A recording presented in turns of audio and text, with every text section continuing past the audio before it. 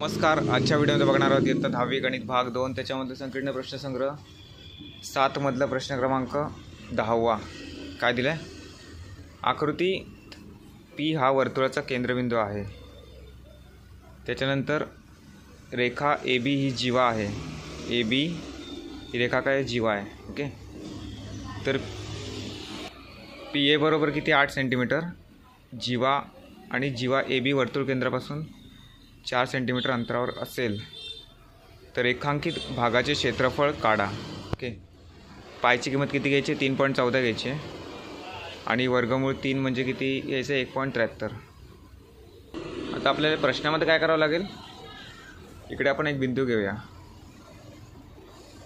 कुठला घेऊया? D घेऊया. आणि इथे तिसऱ्याला नाव देऊया C. इथे जो जॉईंट झाला आहे आपल्याला काय करावं लागेल? त्रिकोणाचे क्षेत्रफळ काढावं लागेल.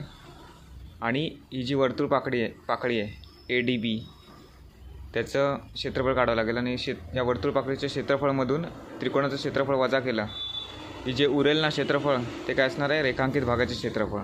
ओके. तर आपल्याला जेवढं काय दिलं तेवढं आधी लिहून घेऊया. वर्तुळाची त्रिज्या R बरोबर PA किंवा PB ह्या त्रिज्या आहेत 2. ओके.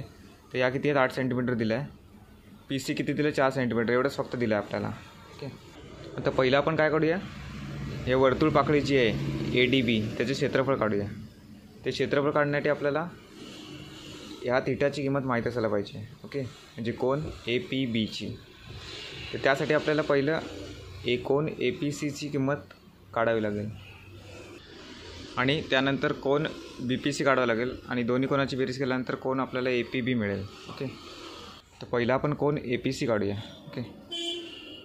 आता आपण काय करूया? समजूया. समजा कोन APC बरोबर काय घेऊया? θ1 लिहूया त्याला. ओके. म्हणजे हा कोन APC बरोबर θ1 लिहूया. आता या त्रिकोणामध्ये हा जो त्रिकोण आहे म्हणजे त्रिकोण APC किंवा त्रिकोण ACP याच्यामध्ये काटकोन कुठला आहे? हा C कोन आहे. तो आपण लिहून घेऊया. आणि काटकोन दुसरा हा पण आहे, पण आपण ह्या त्रिकोणाचा विचार करतो आहे म्हणून आपण ह्याच्यामधलाच फक्त लिहिलं आहे. कोन ACP बरोबर 90 अंश. ओके.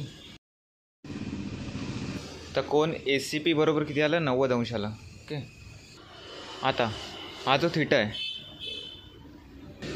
तर थिटाच्या ही काय झाली? बाजू ही जी 4 दिसते म्हणजे बाजू PC किंवा CP ही काय लगतची बाजू आहे. आणि हा जो आहे तो कर्ण आहे. कर्ण AP हे कोणामध्ये असतं? कॉसमध्ये असतं. ओके. कॉस थिटाची किंमत काय असते? लगतची बाजू भागिले कर्ण. ओके. आणि दोन्ही किमती आपल्याला माहिती आहेत. तर इकडे आपण कॉस थिटा घेऊया.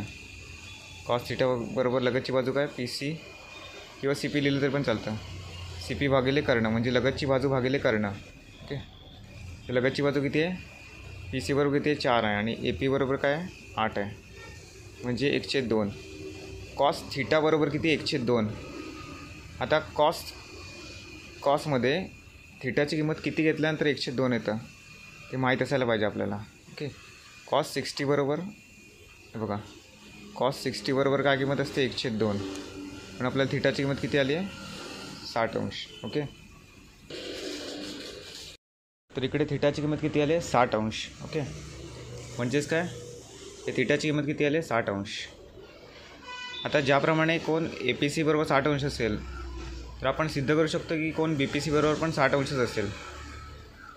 कारण काय? कोणाच्या हे जे कोन आहेत ह्यांच्या बेरजेंचा गुणधर्म म्हणजे कोन APB बरोबर काय? कोन APC अधिक कोन BPC. ओके. म्हणून काय इकडे लिहिलेलं आहे बघा कोन APB बरोबर कोन APC अधिक कोन BPC. कशावरून? कोणाच्या बेरजेच्या गुणधर्मावरून. ओके. कोन APC किती आहे? 60 अंश आपण आत्ताच काढला. आणि कोन BPC पण किती आहे? 60 अंश. ओके. PP बरोबर 120 अंश. म्हणजेच काय? जितका कोन APC असणार तितकाच कोन BPC असणार आहे. ओके. आणि दोघांची बेरीज म्हणजे काय? कोन APB तो आपण काढलेला आहे. आता आपण काय काढूया वर्तुळ पाकळीचे क्षेत्रफळ. वर्तुळ पाकळी कोणती? ADB. ओके. या वर्तुळ पाकळीचे क्षेत्रफळ आपल्याला काढायचं आहे. आपल्याला थिटाची किंमत भेटली आहे 120 अंश. 60 अंश अधिक 60 अंश. ओके. 120 अंश होतात. पण थिटाची किंमत किती आहे 120 अंश, ती आपल्याला मिळाली. आता आपण काय करूया, वर्तुळ पाकळीच्या सूत्रावरून वर्तुळ पाकळीचे क्षेत्रफळ काढूया. ओके, हे बघा, वर्तुळ पाकळी ADBचे क्षेत्रफळ बरोबर त्याचं सूत्र काय, थिटाचे 360 गुणिले पाय r वर्ग. ओके, तिथे आपल्याला पायची किंमत किती घ्यायची, 3.14 घ्यायची. आणि वर्तुळामध्ये r म्हणजे काय, त्रिज्या, त्याची किंमत 8 सेंटीमीटर दिलेलीच आपल्याला. आणि थिटा म्हणजे किती, 120 अंश, हे आपण वरती काढलं आहे ना, ते 120 भागिले 360 गुणिले 3.14 गुणिले 8चा वर्ग. ओके, भाग जात असेल तर घालून घ्यायचं आहे. 0 गेला, 0 गेला, 12 के 12, 12 त्रिक 36, काय शिल्लक राहिलं, 8चा वर्ग किती, 64. 64 इथे वर लिहूया.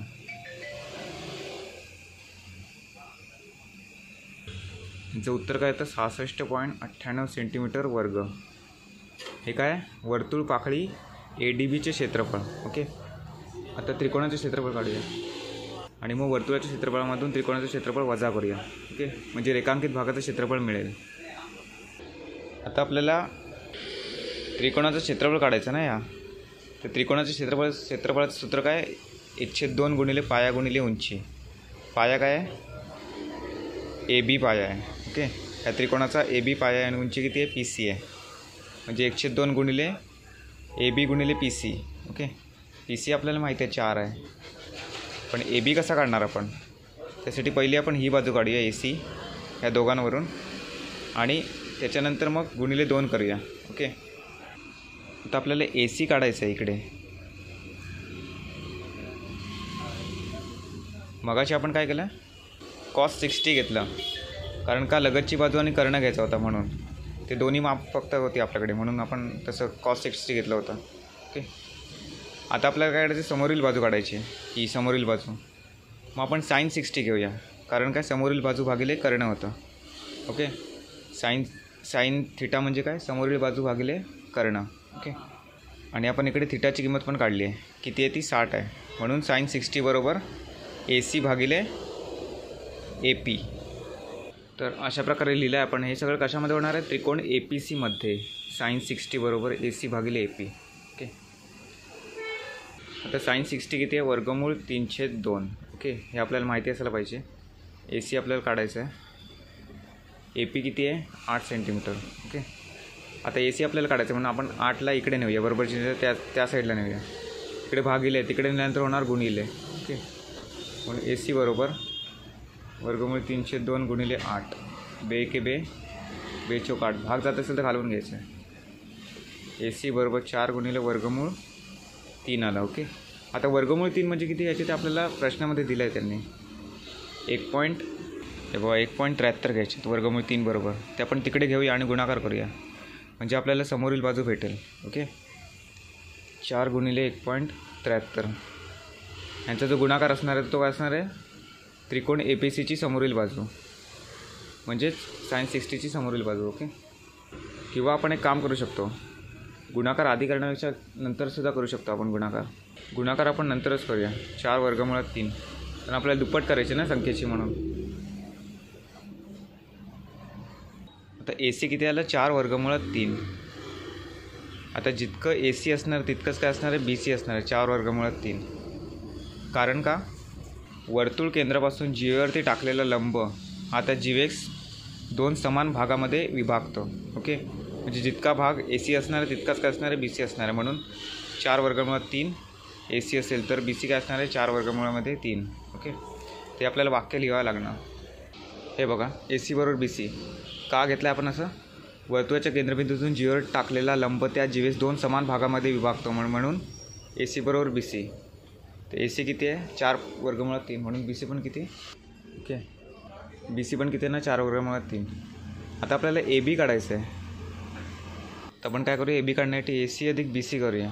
ओके, ते 4 वर्गमुळात 3 अधिक 4 वर्गमुळात 3 किती होतं, 8 वर्गमुळात 3. हे काय AB आपल्याला AB आपण काढलं आहे. ओके, AB किती आले, 8 वर्गमुळात 3. आता आपण त्रिकोणाचे क्षेत्रफळ काढूया. त्रिकोण APB बरोबर 1/2 गुणिले पाय गुणिले उंची. ओके, पाया आपल्याला भेटला आहे 8 वर्गमुळात 3 आणि उंची किती आहे, 4 आहे.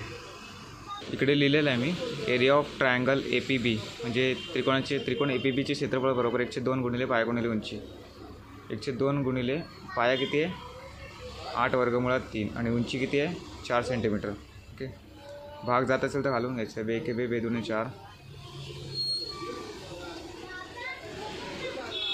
8 वर्गमुळात 3 गुणिले 2 आला. आता 8 दुने किती 16 वर्गमूळ 3.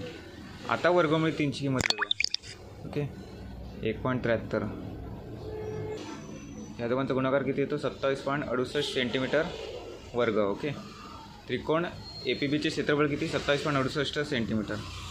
आता काय करायचं आहे, ह्या वर्तुळपाकळीच्या क्षेत्रफळामधून, वर्तुळपाकळी ADBच्या क्षेत्रफळामधून त्रिकोणाचे क्षेत्रफळ वजा केलं की रेखांकित भागाचं क्षेत्रफळ मिळेल. ओके, तसंच आपण करूया. इकडे आपण लिहिलेलं आहे रेखांकित भागाचे क्षेत्रफळ बरोबर वर्तुळपाकळी ADBचे क्षेत्रफळ वजा एरिया ऑफ ट्रायंगल APB म्हणजे त्रिकोण APBचे क्षेत्रफळ. वर्तुळपाकळीचे क्षेत्रफळ किती आलं 66.98 आणि त्रिकोणाचे क्षेत्रफळ किती आलं 27.68. ह्या दोघांची वजाबाकी जितकी येईल ते काय असणार आहे रेखांकित भागाचे क्षेत्रफळ 39.30 सेंटीमीटर वर्ग. हे काय आलं रेखांकित भागाचे क्षेत्रफळ. गणित जरा किचकट आहे आणि मोठं आहे, पण तुम्ही नीट लक्ष देऊन ऐकलात तर तुम्हाला समजेल. ओके, धन्यवाद.